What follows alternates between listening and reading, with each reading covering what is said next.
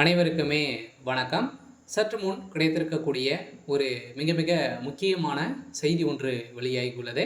சற்று முன் அமைச்சர் பொன்முடி 12 திமுக எம்எல்ஏவுடன் அதிமுகவில் இணைந்தார். உதயநிதி செய்த சம்பவம் இது மாதிரி செய்திகள் வெளியாக இருக்குது. ஸோ அனைவருக்குமே தெரியும், திமுகவில் உட்கட்சி மோதல்கள் ஏற்பட்டிருக்கு. சொல்ல பார்த்தீங்கன்னா திமுகவில் இருக்கக்கூடிய முக்கிய அமைச்சர்கள், அதே மாதிரி மோஸ்ட்லி பார்த்தீங்கன்னா மூத்த அமைச்சர்கள் பார்த்தீங்கன்னா திமுகவில் அதிரடியாக ஓய்வு கொடுக்க போகிறதாக உதயநிதி ஸ்டாலின் அவர்கள் பார்த்தீங்கன்னா மூத்த அமைச்சர்களுக்கு எதிராக செயல்பட்டு வராது. ஸோ இதனைத் தொடர்ந்து தான் பார்த்தீங்கன்னா வருகின்ற சட்டமன்ற தேர்தலில் மூத்த அமைச்சர்களாக இருக்கக்கூடிய திமுக இருக்கக்கூடிய அமைச்சர்கள் அனைவருமே பார்த்தீங்கன்னா நீக்கப்பட்டு புதிய அமைச்சர்களாக நியமிக்கப்பட போகிறாரு அப்படின்ற மாதிரி திமுகவுடைய அறிவாலயம் பார்த்தீங்கன்னா அதிரடியாக ஒரு முடிவுகள் எடுத்து வராங்க. இந்த முடிவின் அடிப்படையில் ஏற்கனவே இல்லாத அமைச்சராக தான் அமைச்சர் பொன்முடி அவர்கள் இருக்கார்.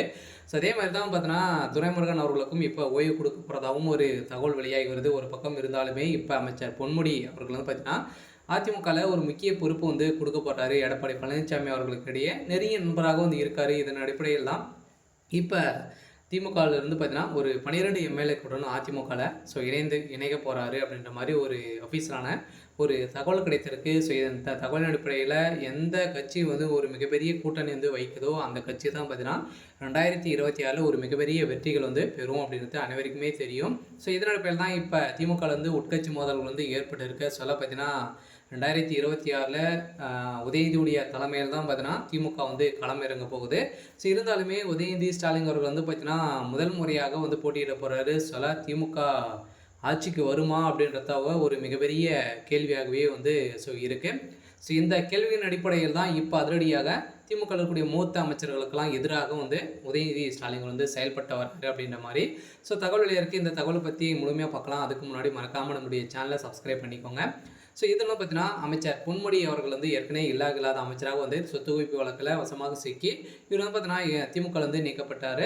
ஸோ இப்போ அதிரடியாக பார்த்தீங்கன்னா மீண்டும் திமுக இணையத்துக்கான வாய்ப்புகளே இல்லை அப்படின்ற ஒரு வாய்ப்பு தெரிஞ்சு கொண்ட நிலையில் இப்போ அதிரடியாக ரகசியமாகவே எடப்பாடி பழனிசாமி கிட்ட பார்த்தீங்கன்னா இவர் பேசி வராரு அப்படின்ற மாதிரி தான் இப்போ தகவல் வெளியாக இருக்குது.